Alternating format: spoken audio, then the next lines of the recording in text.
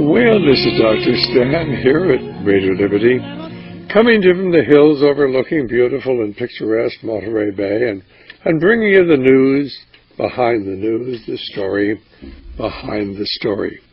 Hoping to convince you that reality is usually scoffed at and illusion is usually king. But in the battle for survival of Christian civilization, it's going to be reality and not illusion or delusion that's going to determine what the future will bring. And I need to remind you the views expressed here are not necessarily those of the owners, management, staff, sponsors, or supporters of the station you're listening to. They happen to be my views, and hopefully for the next hour they're going to be the views of Dr. Dennis Cuddy. Dr. Cuddy, are you there? Yes, sir. Well, why don't you pick up the story? For those of you who don't know Dr. Cuddy, he's taught at the university level. He's worked in the Reagan administration in the Department of Education. He's been a consultant for industry. He's a prolific writer, and we carry all of the books he has that are in print at the present time. But basically, of course, he's a researcher, in my estimation, the finest researcher we have, exposing the dark and sinister spiritual forces working behind the scenes. Dr. Cuddy, you go right ahead.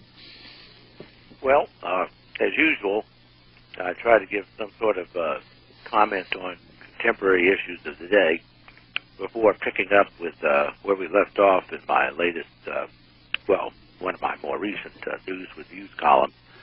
We were beginning the House of Orange Part 2, but a couple of issues I wanted to touch on first. The news over the weekend and on the talk shows today has been about Detroit going bankrupt. The city of Detroit, and when you listen to the actual figures, it's rather remarkable. Something like 40% of the street lights don't work.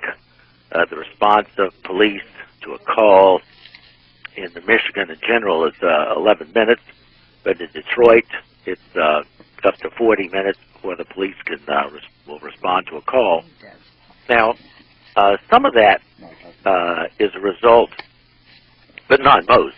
Some of that is a result of what I would call a sort of domino effect. When you have a city, a major city, and its economic base is geared towards a particular industry, let's say automobiles, or not necessarily the manufacturer, but all of the parts, and one thing leads to another, and suppliers, and then you have certain businesses built up around the amount of people who are working at a particular plant, the people who are the barbers, and the restaurant owners and so forth. It's sort of a domino effect that if a major industry in anywhere is hit, then everybody else is affected. For example, in the southwest part of the state where I live, there was a major textile industry in the town, Gaston County, Gastonia near Charlotte, was flourishing. Doing very, very well. And all of a sudden, the globalists decide, well, for the benefit of all mankind, we're going to have this global economy, and for the majority of Americans down the road, this will be of great benefit. However, I remember back in the mid-'90s when NAFTA and GATT were being passed, they said, of course, there will be certain industries which will be negatively affected, and that's the way it is. Those people can be retrained, and let's move ahead. Of course, if you're in one of those cities, let's move ahead isn't just, a snap of the fingers. First of all, those people are not going to be retrained to be rocket scientists if they're in what's just, basic labor jobs. And secondly, when they do get retrained for something, those jobs, if they're of any substance, will probably go overseas too. And finally, if they wind up in service industries, those jobs aren't going to pay anywhere near the manufacturing jobs that they had.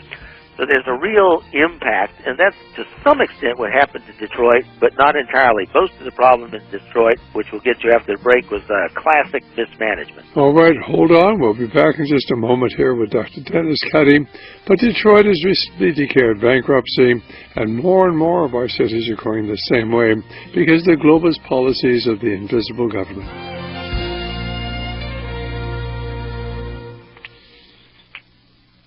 Well, this is Dr. Stan here at Radio Liberty. Our guest this afternoon is Dr. Dennis Cuddy, and we're certainly talking about the bankruptcy of Detroit and what's it going to mean. Is this simply just an aberration, or is this a program that we're going to see increasingly as a result of the globalist policies which are transferring America's wealth and jobs overseas? And I would like to suggest that's exactly what is happening. There's an organized effort to impoverish the American people, to lower living standards here as we raise living standards throughout the world, and we have raised living standards throughout the world. But of course, certainly more and more people in America now, they have to have two people working in every family, certainly more and more people on part-time work, or certainly more and more people losing their jobs, lowering living standards, the prices are going up, the salaries are not. Go right ahead, Dr. Cuddy. Okay, well, Detroit is the first, it's not the first city to have financial problems, but it's the first major city to be hit this way, this hard.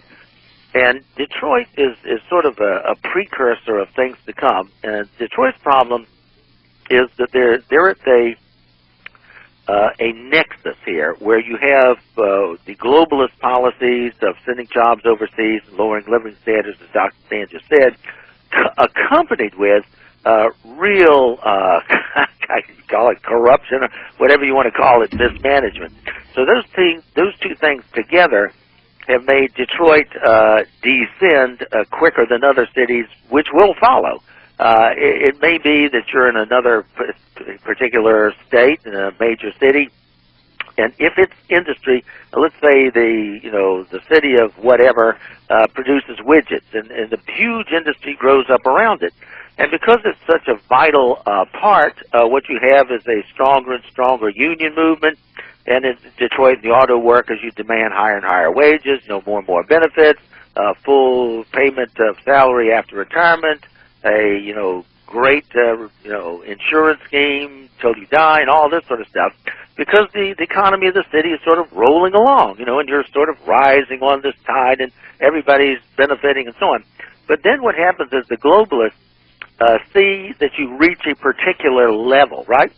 And then what they can do is all of a sudden it becomes a case of, well, the salaries have gotten so high that we can have widgets made in Bangladesh, or wherever. And so all of a sudden the economy is severely undercut because it's not just that the price of labor goes over there. Hold that thought, Dr. Cuddy. We'll be back in a moment here. Well, this is Dr. Stan, and Dr. Cuddy is simply pointing out that certainly in towns and municipalities and states all across America, certainly government employees are able to demand higher wages.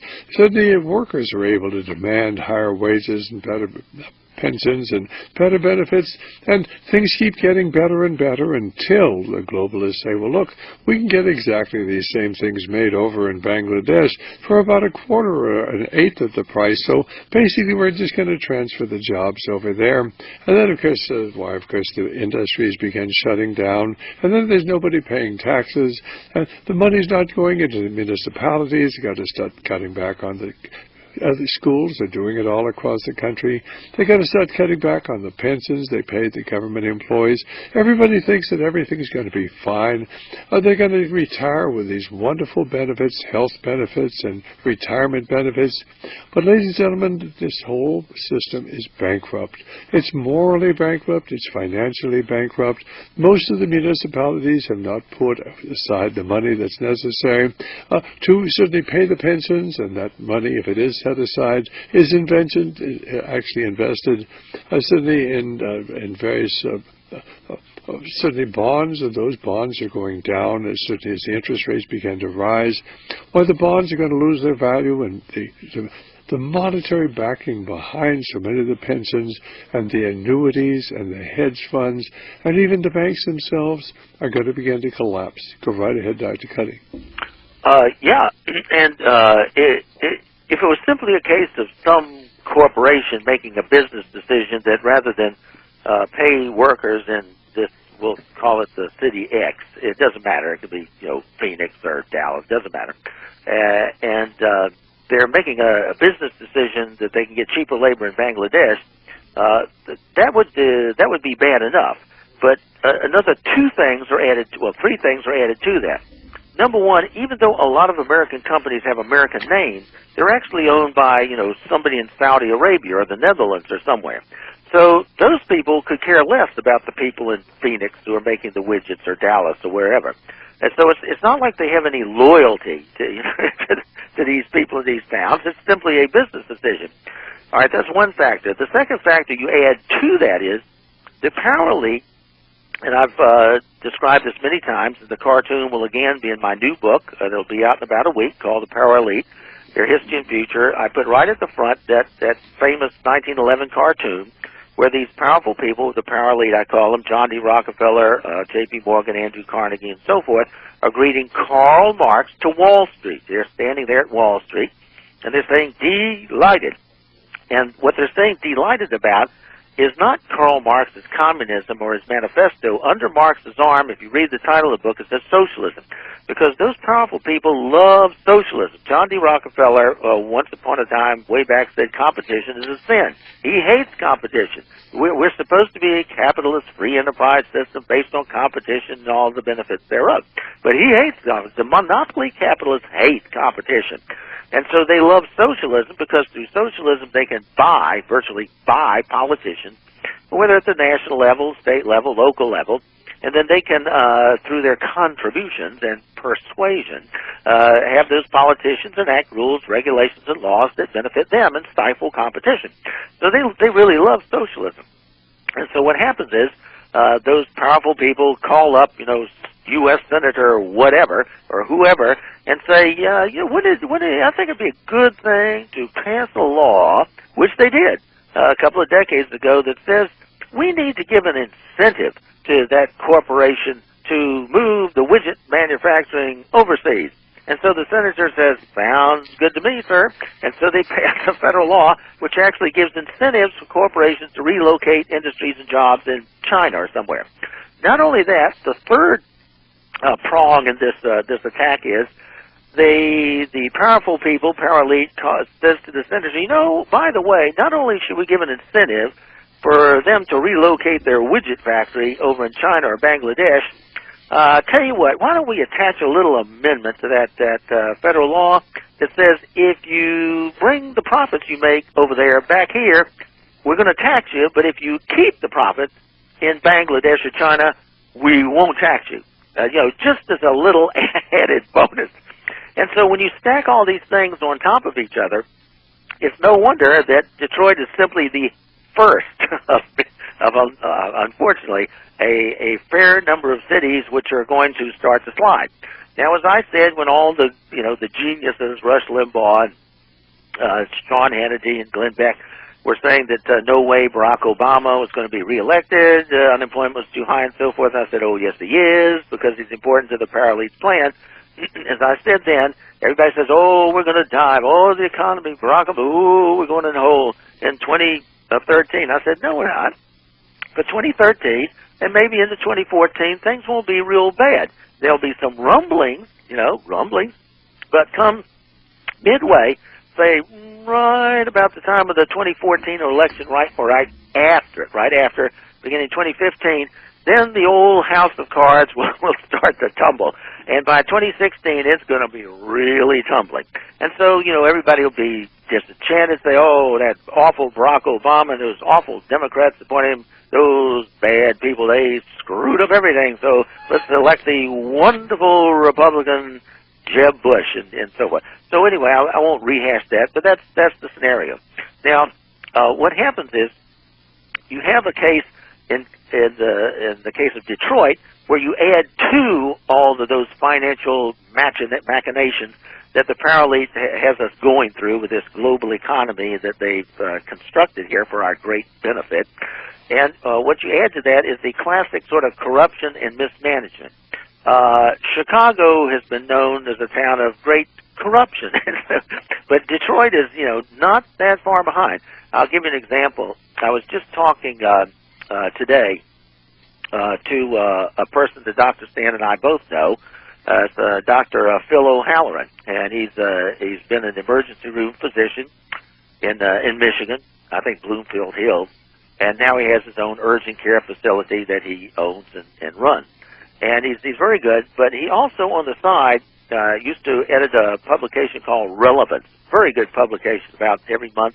It was about 12 pages, and he would literally call up like the head of NATO over in Europe and sort of have a chat with him and then write up some, fascinating, almost secret information that nobody else knew.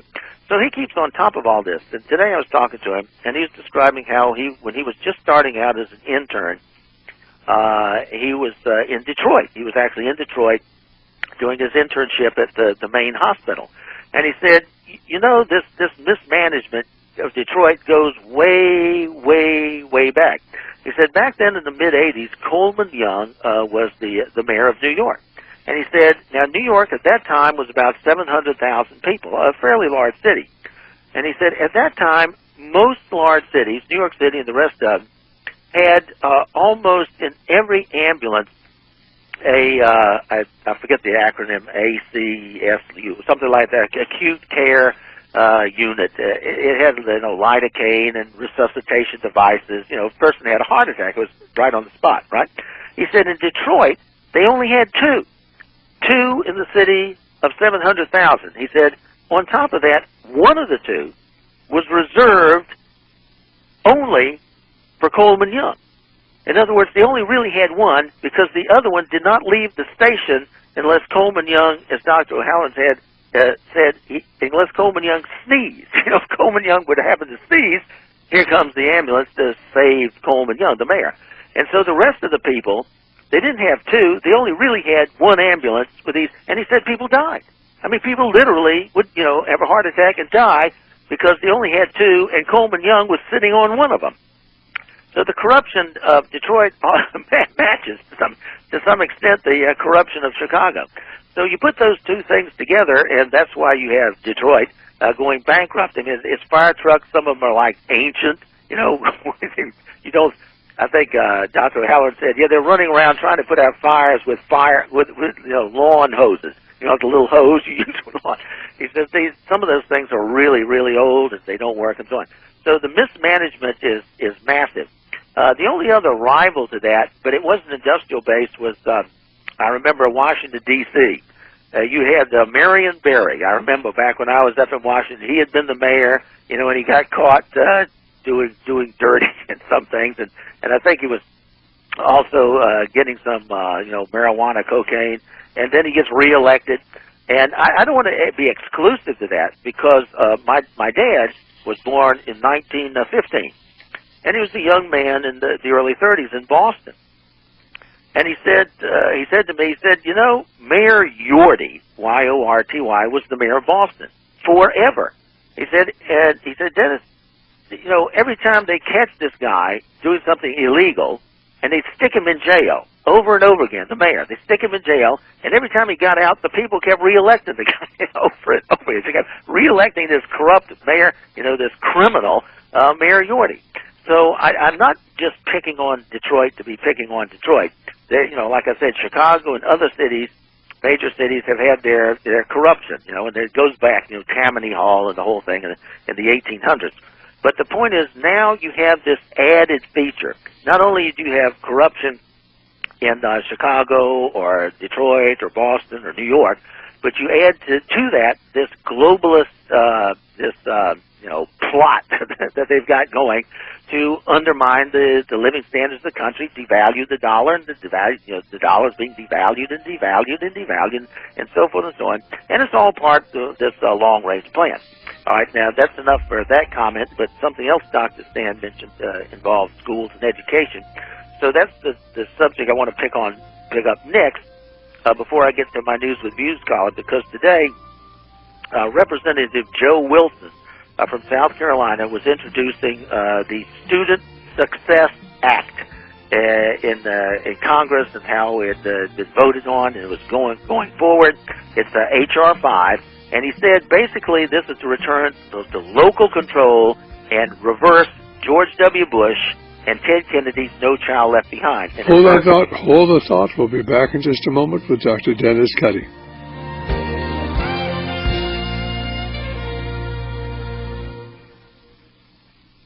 Dr. Cuddy, you go right ahead. Okay, well, picking up with the announcement on the national news by Representative Joe Wilson of South Carolina, he's a federal member of Congress. The Student Success Act is H.R. 5, and he was giving its benefits and the purpose and so forth and so on of it. And he said this is basically to reverse George W. Bush and Teddy Kennedy's infamous No Child Left Behind, which really took local control away from the localities in the state.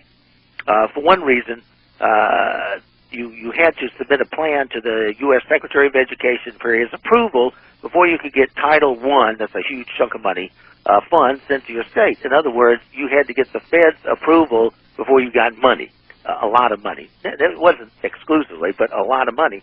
And so that really, very much undermined local and state control. And so the idea behind this bill is to reverse that. And at first that sounds fine. Okay, good, local control, that's fine.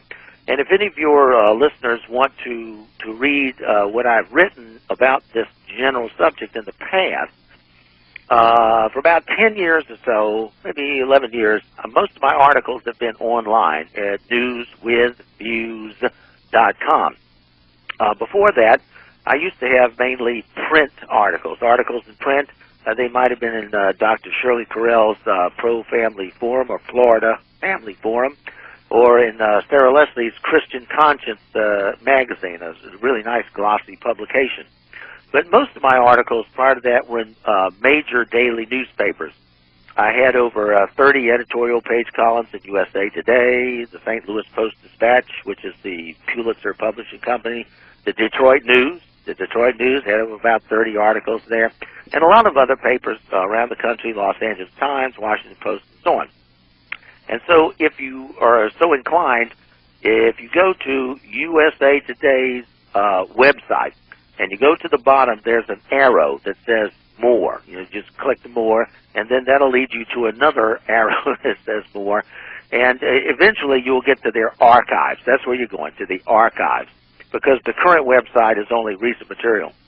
And so you will actually find among the 30 or so articles I did for USA Today's editorial page, there'll be about four or five that specifically deal with local control and how the feds are trying to, through Goals 2000, it was called back then, the National Education Goals and so forth, try to undermine local control. And then, of course, with the Republican, George W. Bush got together with the liberal Democrat Teddy Kennedy. That was sort of, that was the end right there with No Child Left Behind about 10 years ago. But even during the Clinton years, they were trying to undermine local control back then. And so I had about 4 or 5 columns saying how, no, we should not do that. We need to maintain local control. And I don't just, when I write a column, it's not just, well, gee, I think this would be nice. It's not just an opinion. I actually have done a tremendous amount of research over many, 40 years, and that's why one of the books that Radio Liberty offers is my 200-year education chronology. And you say, oh, 200 years, that's a big book. No, it's only about 135 pages, but it does have a roughly 3,000 item index.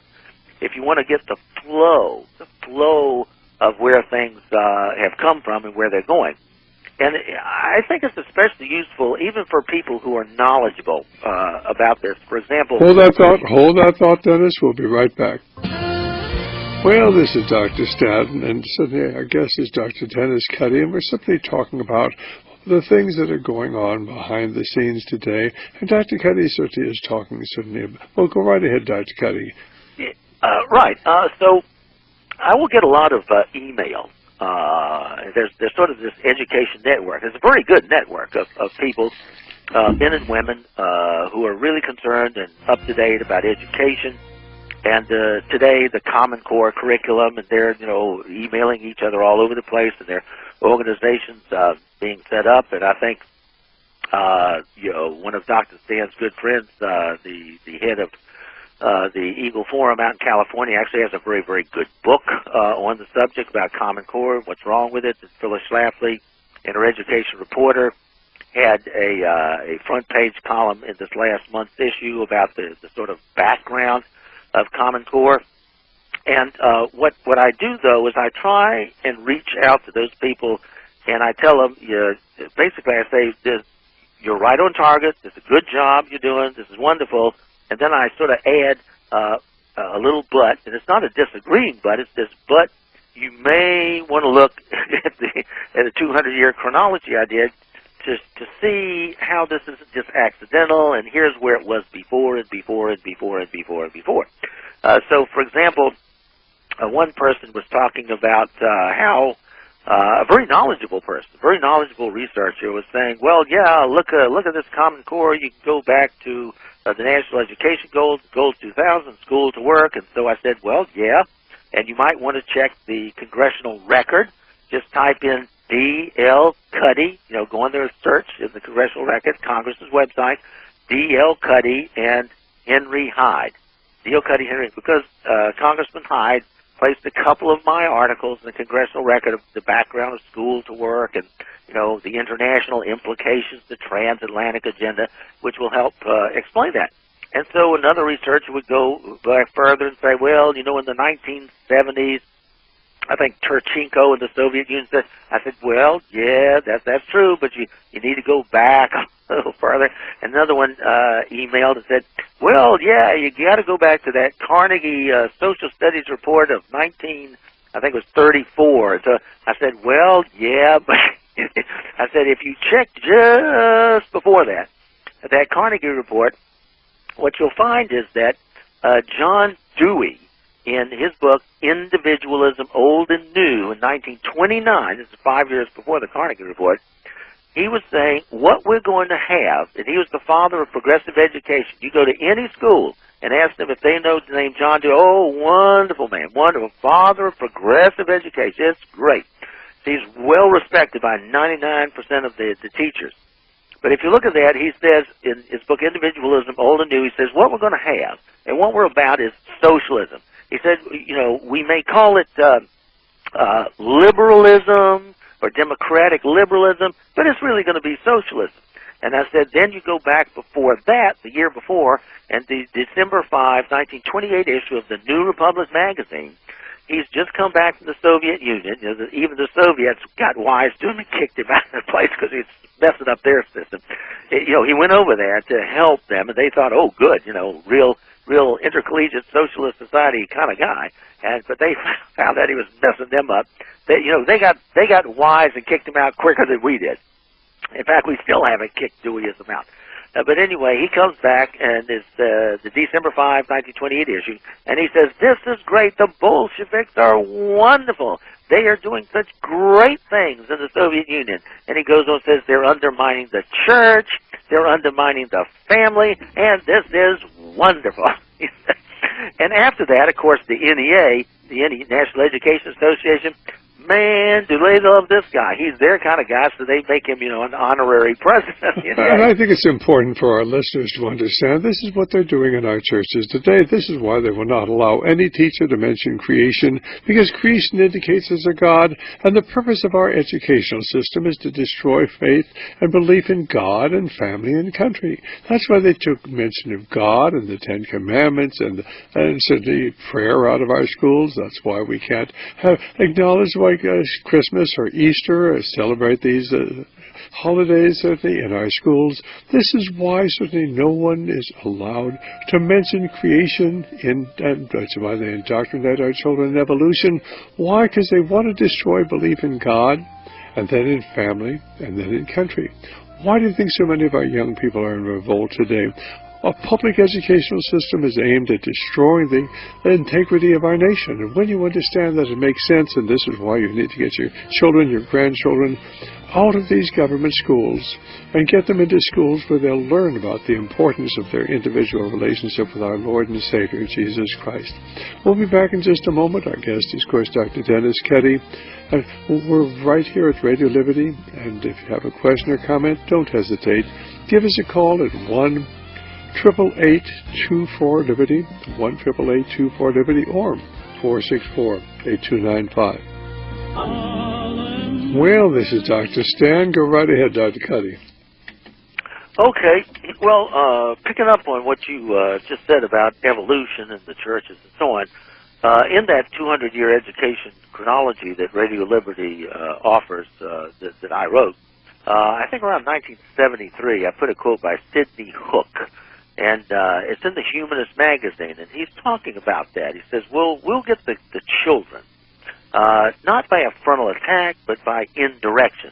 He said, by indirection, if we sort of sneak evolution in there, he said, we will get rid of all, he said, Adam and Eve and all those alleged myths of history.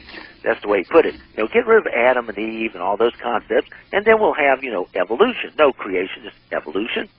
And then, see, once we got the youngsters believe in evolution, and man is simply an animal, maybe a higher form, but still an animal, then all kinds of things will open up. Abortion, infanticide, euthanasia. Why not? Just another, right? That's what you might do with some animals. You treat cattle that way. Well, time to breed this and that cattle. Well, time to die. Well, that's okay. We manage. We manage the population of people just like we manage a population of, horses or cows or something. And there's just another form of animal that we will have to manage for the good of the planet and whatever. And so that's the way these elitists look at us. We're just these little peons down here. And so what you find is that Sidney Hook would say that, and then about 7 years after that, John Dunphy, you'll find this also in that 200-year chronology, they have this essay contest each year, and he wins like one of the third-place prizes.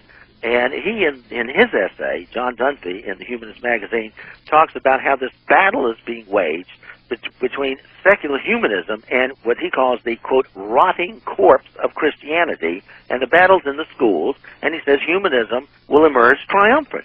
It'll emerge triumphant, and he wins, hooray, the humanists say, great, this is our kind of essay, so he wins an award for that. And they're very, very frank about what their goals are, and so that's in terms of evolution and how they're using that. But back to what I was saying, telling this very, very bright researcher that you have to go back before Carnegie's... Hold that thought, Dennis. We'll be back in just a moment here. Well, this is Dr. Stan, and Dr. Cuddy simply talking about this planned program to use education to destroy the infrastructure of our society, and to convert our children from believing in God and family and country to become little internationalists, to believe that their parents are outdated, and certainly to do everything they can to destroy their faith in God. This is, of course, why so many of our children come out of high school or out of college as dedicated atheists. It takes them many years to unlearn what they've been indoctrinated in. Oh, they will tell you, oh, this is young people are liberal, that's just the way they are. No, at all. Education, the purpose of modern-day education is to destroy this country. And basically, Dr. Cuddy has a wonderful book. It's 200 years of quotations on education. We actually have that here at Radio Liberty. You need to get it. There are thousands of certain quotations from the people who readily admit education will be used to destroy America. And boy, are they doing a great job of it. And they've convinced us that we are a democracy. We're not a democracy. You can read the Declaration of Independence, the Constitution, the Bill of Rights, the Federalist Papers, constitutions of all of our various states, the Pledge of Allegiance to the flag. Never will you see the word democracy used other than to decry it. Why? Because, of course, democracies always fail. Plato said that in his Republic, certainly written 2,500 years ago. Understand, ladies and gentlemen, that Plato said democracies don't work. So why do we have a democracy here? Because they don't want it to work, because they want a dictatorship. This is what it's all about. Why do you think that certainly today only 10% of the American people have any confidence in Congress? Congress's rating of approval is 10%. Why don't we understand that basically our Congress has been taken over by people who have no belief in America? And certainly most of what goes on in Washington, D.C. is subversive and violation of the very tenets of the oath that our congressmen have sworn to uphold the Constitution. Most of what goes on in Washington, D.C. is totally unconstitutional. Dr. Cuddy, go right ahead. Yeah, the founders of the country, George Washington and the rest of them, deliberately rejected democracy. They said it's really mobocracy, because what it results in is what they term the tyranny of the majority. That on any given day, if 51% say people would brown eyes die, then people with brown eyes die. So we're actually a constitutional republic. We're a Republican form of government, but it's a constitutional one. But you see, basically they can say, but basically the people don't vote on these seats. It's our elected representatives. We have a democratic republic. Ladies and gentlemen, our representatives are voting to give money to people. Do you realize there are over 100 million people who are getting water and other type of food aid? Over 100 million people in America are getting some sort of free medical, government care, Medicare, Medicaid. And basically, Chris, the people then vote for the congressmen who vote to give them these benefits.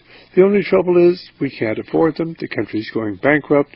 We're headed towards a dictatorship, and the average individual has no idea what's going on. Quickly, let's go to Ron, who's calling us from Washington. Ron, did you have a question or comment for our guest? Well, I found Dr. Cuddy's information very enlightening as far as the background of all this Common Core.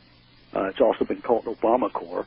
And it's to me, a brazen attempt to literally kidnap our kids by the federal government, to take our ability to control the curriculum of our kids away from us and hand it to some three-piece suit out in Washington, D.C.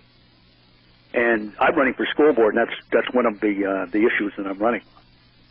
And I really appreciate some of the information he's given. I call the National Education Association a more accurate term. If the truth in labeling law applied to organizations, would be called the Globalist Indoctrination Association. Well, Ron, for those who don't know Ron, I do know him. He's one of our regular callers. He's a teacher. And Ron, I do hope you want to get this book by Dr. Cuddy.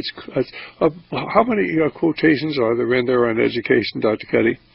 Well, the way I calculate it, it's only 135 pages, but there's 3,000 items in the index. So let me do a quick. Let's see. I'm doing this. This won't take me about 15 seconds. I'm looking at the page. Well, a couple of thousand quotations anyway. Yeah, it's about 20 or so per page. Okay. Yeah. Okay, fine. Anything else you want to say, Ron, before we let you go? Well, I think if people ought to have the attitude that their kids are not for sale. That's the only thing you can take to heaven with you on this earth, and hand them over to some of these very nefarious organizations is very foolish. Amen to that. I agree with you totally, and we're going to start coming up with a home program. We're going to start advertising it here in this next week or two, and we hope everybody will think about getting their children and their grandchildren into a home program which doesn't take you a lot of time, but will save their souls. God bless. Thanks very much, Ron. Go right ahead, Dr. Cuddy. Yeah, and it's important for these the people who are researching this. Let's say they look at Common Core.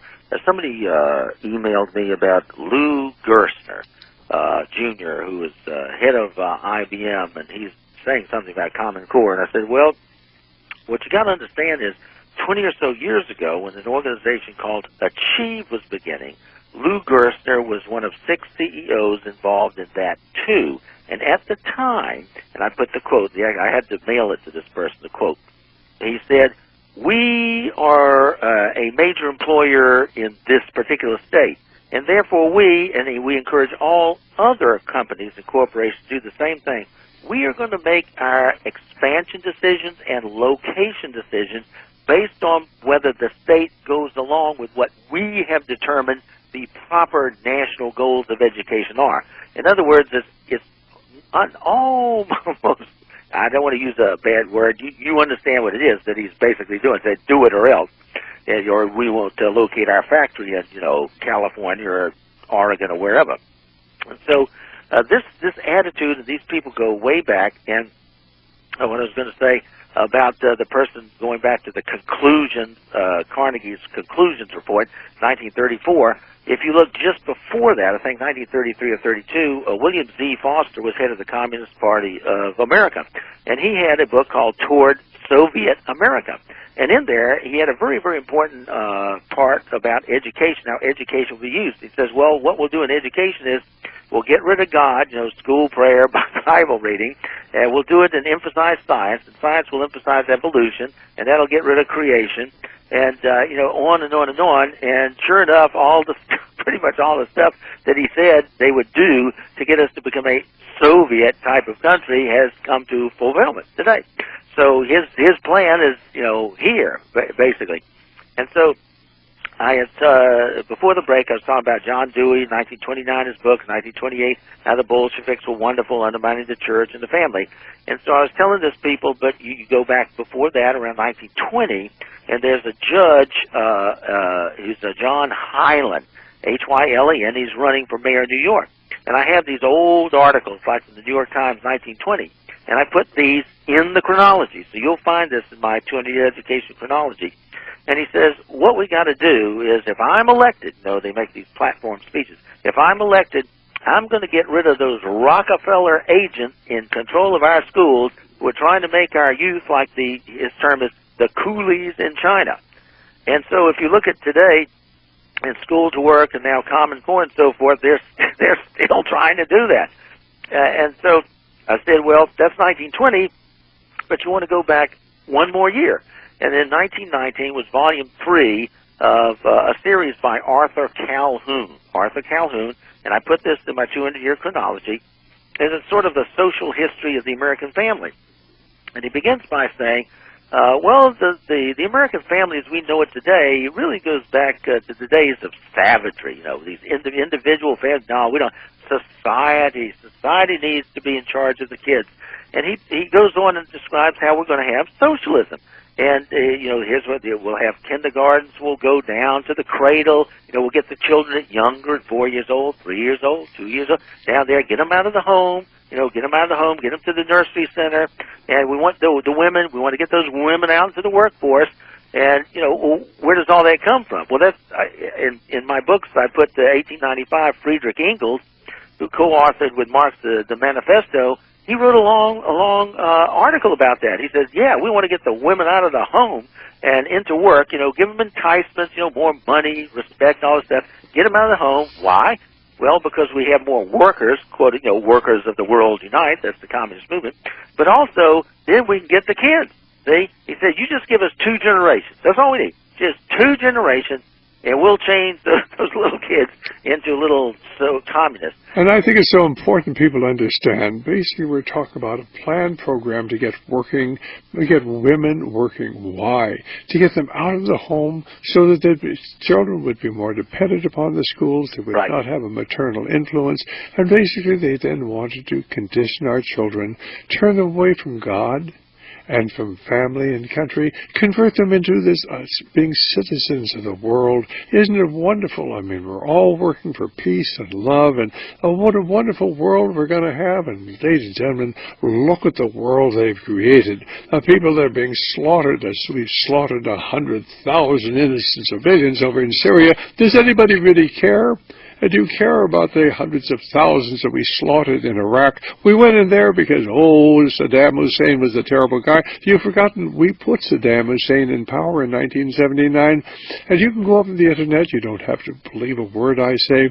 Go up on the Internet and type in Saddam Hussein, CIA assassin in 1959. Saddam Hussein, CIA assassin, 1959. Yes, ladies and gentlemen, we taught him.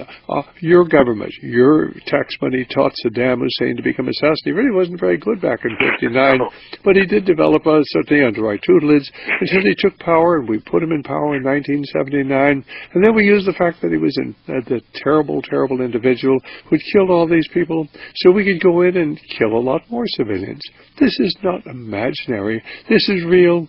And men and women become accomplices to the evils they fail to oppose.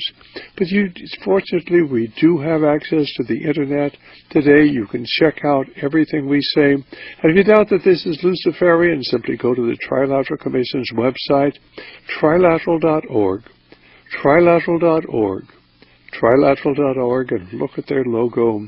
And you'll see the 3 sixes, if you look closely. 3 sixes joined together by an upside-down broken cross. That's what we're really up against. But the average American simply goes along thinking things are going to get better on their own. They're not going to unless you become involved in this battle with Dr. Cuddy and I. We've got Jim calling from West Virginia. Jim, did you have a question or comment? Oh, it's a comment. Yeah, I mean, I learned electronics from a 1946-47 correspondence course. I knew what all these parts and pieces did. As I learned the math, I could apply and I could do design work. I could engineer stuff, okay? I took electrical engineering, West Virginia University, supposedly the top 10 in the nation, in the top 10. And we took a straightforward subject and totally convoluted. The guys who didn't know what was going on didn't know the trees from the leaves from the forest. 10 years older engineers knew what they were doing, and I learned a lot from them. But it's so bad now. In the last 3 years, I run into an engineer who cannot design anything without AutoCAD, a computer program. Just like kids in grade school who can't do math without a calculator. And I bumped into an electrical engineer who didn't know how to use an oscilloscope. It's all part of deindustrialization. There is a reason why American companies are buying, renting, stealing, hiring engineers from India, because schematics are a universal language. And I mean to tell you, I don't know where a fellow start learning at this point. I gave all my good books away, but education is that bad. I remember 10 years ago, a kid was taking education courses where government was God and control was king. Okay, God bless him. I'm so fascinated with Dr. Cuddy. God bless. Thanks very much, Jim. Go right ahead, Dr. Cuddy. Yeah, there's in terms of education, I've mentioned this before, and I've written columns about it, how if you were to go to the mall and you see a group of teenagers, 5 or 6 of them, you say, can I ask you a question? And you ask them, you in high school? Yes. Are you taking physics and calculus? They'll sort of chuckle to each other and say, well, yeah, I'm taking physics because, you know, it's a requirement to get into college, but calculus, no, I don't think so. I'm delaying that. You know, it's sort of hard. I'll delay it. And that's their attitude, but a friend I know who was at the university that I went to the other day, he's originally from India, and he went back there, and he says, when I went back there, he said all of the high school students, they weren't watching, you know, playing video games and soap operas. They would get up in the morning, and they would immediately go to, you know, the news, the financial section, you know, to see the world's economy and who was, you know, going down, who was going up, and what political parties. They were eager to have this educational foundation. And then, of course, there's the case, and I've mentioned this before, how in India and China there are 50 million high school students who are taking. Now remember, the American students, they may be taking physics but not calculus. In India and China, 50 million of their high school students are taking 4 years of algebra, 4 years of geometry, 4 years of trigonometry, 4 years of calculus. They're throwing statistics in there, and they're integrating all of those at the same time because that's the way you build a building, you know, a little algebra, a little geometry, a little trig, a little calculus. They're also taking 4 years of biology, 4 years of chemistry, and 4 years of physics. Now, who do you think is going to win the future race for, you know, a better economy and, you know, more knowledge and more abilities? I mean, who do you think? Well, our leaders want a mediocre America. They basically, the people in charge, hate America and everything it stands for. Why? Because America one time was a great Christian nation and dominated the world, but no longer. America suddenly has turned away from God. America has turned away from greatness. America is becoming increasingly mediocre, and our next generation of young people are not going to be able to compete effectively in the world economy. And of course, this is not happening by accident. It's happening by intent. And if you haven't gone into the Common Core curriculum, when we have a CD on that, and we have certainly a 4-CD set, and we have a DVD on Common Core, you need to get it. You need to understand planned mediocrity for your children and grandchildren. Our telephone number, 1-888-24-LIBERTY. But go right ahead, Dr. Cuddy. So anyway, that book I mentioned, 1919, Arthur Calhoun, the Volume 3, that's not just a book. That was a really, really standard book for social worker college students. And so here you have the seeds being instilled, you know, into these college students who would then go forth into, you know, working in schools and social service agencies with this type of philosophy. You know, socialism's the way. The family is it throws back to savagery. It's society, the group, which should rule, and so forth. So you have these seeds going way back, and Common Core is the latest reincarnation of this. It's basically a combination of loss of local control, school to work, and outcome-based education all rolled into one bad apple. They just changed the name to try and trick the public. And ladies and gentlemen, there's an organized effort to dumb down our students, to take away their incentive, to make them mediocre. Our kids are not taking calculus, and that's one of the major thrusts today of Common Core, is to certainly not start algebra until a year later, and so they'll not have time for any of this. They want to destroy America from within using the educational program. It's not imaginary, it's real.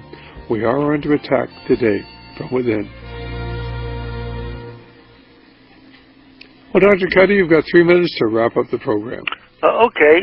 Charlotte Elizabeth, who's a guest also from time to time on Radio Liberty, has a good book with a good title called The Deliberate Dumbing Down, is what it's called. That's what they've done to education. And she goes into a lot of that and gives a very good account of what's been going on. So I would encourage people to look at the background, because a lot of times, unfortunately, people are enthusiastic in their opposition to Common Core, but they almost have a sense of this is something that just popped up, just popped up. And what you need to understand is it's not just popping up. This has a real track record. It's part of a long-range plan. And as I said, you link all of these things. It's bad enough if we had to fight just on the educational front. But like I said, Detroit's an example where you have to fight on the globalist economic front, and they come at you on many, many fronts at the same time and try and wear you down. See, they're supposed to get you really tired and despondent and so forth, and you're supposed to be turned off and say, well, to heck with them, and I'll just, go watch a ball game or something like that. And so this is a massive, massive plan in my series on mental health, education, social control. I begin the whole thing with a quote by John Rawlings Reed in the Mental Health Journal. That's the title, Mental Health, where he says, we have made a useful attack on 2 professions, the church and the teaching profession. And now think about that. He's referring to this as an attack on undermining the church and taking over the educational profession, because he knows from their perspective, these are 2 really, really important aspects of our lives that they must control in order to remold us nearer to their heart's desire, as the Fabian socialist would say. I agree with you totally. So what can we do? What can the average individual do? Well, I'm afraid it's sort of getting late. As H.G. Wells said, this thing's going to speed up towards the end. It may even, I'm a realist, it may even be too late, but we at least need to try. You get in touch with each other, you get this material, listen to Radio Liberty, you have to organize. They don't care diddly about you as an individual writing a letter. They have a nice form letter to respond to you.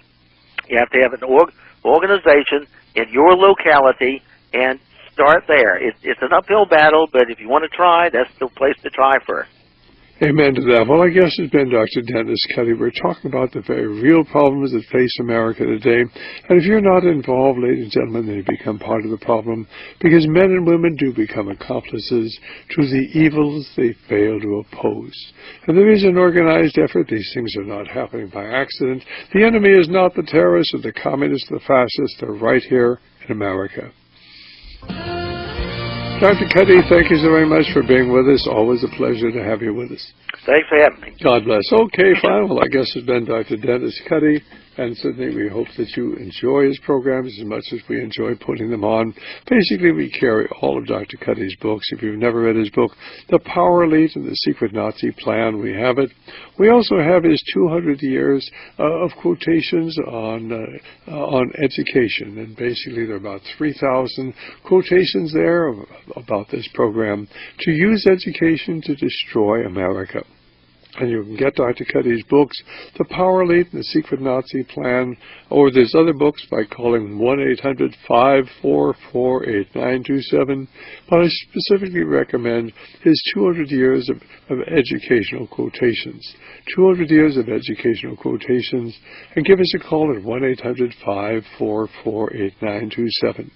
Then, of course, if you'd like to know about what they're really doing in our schools today, it's a new program called Common Core. Now, you're never going to hear about this from Rush Limbaugh or Sean Hannity or the other shills for the establishment. They're not, they pretend to be right-wing, but they're very well paid. Why do you think they give Rush Limbaugh some $40 or $50 million a year? It's not for revealing the truth, but for concealing it, but he does it so well, and I love to listen to Rush. He's so entertaining, but he's never going to tell you about the Common Core curriculum, and yet this is being introduced across America.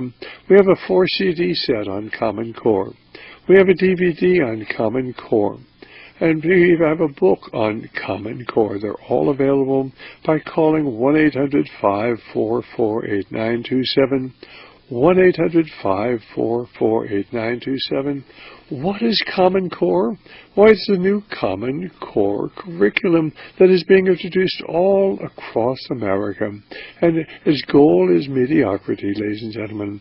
Mediocrity and the destruction of the educational system, which once was certainly the finest in the world, and today it is simply mediocre. And so we do hope that if you're out there will want to get my book, Brotherhood of Darkness, to understand the forces working behind the scenes today to bring about this one-world totalitarian regime. The book, Brotherhood of Darkness, and then you need to get my talk on Agenda 21, the Covert Plan. Why do you need it? Well, because we take you into the master plan that's being implemented today. Fortunately, you don't have to accept my word. Agenda 21 is the agenda for the 21st century being implemented by the secret societies and secret groups that control our electoral process, control our corporations, control our banks, control our military, control our educational, and yes, even our churches, and control the media. You need to get the information. You need to find out if it's really true. Agenda 21, the Covert Plan. An excellent talk, and you'll actually take you into the background, give you the documentation. There's a syllabus that goes with it. And you don't have to get the syllabus. If you get it, it's a decreased price. But get the information, and at least listen to the talk. Hopefully you'll get the syllabus. Our number, 1-800-544-8927. 1-800-544-8927. Our webpage is radioliberty.com. You can go there, and certainly you can listen to our Internet programs there, certainly 24 hours a day. As you know, we do 5 hours of talk radio every day, and 4 hours of live talk are available on that website. And then, of course, all of our archive programs are there for a period of 6 weeks. We want you to listen to them. But more than that, we want you to get other people to listen. We want you to check out everything we say, and if anything we say isn't true, we want you to call us, and so you can reach us through our 800 number, 1-800-544-8927. I'm not infallible, but we usually, of course, check everything we say multiple times before we put it out over the air.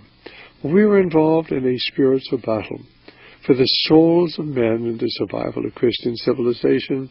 Christian civilization is under attack today. And basically, once freedom is lost, it will not be regained.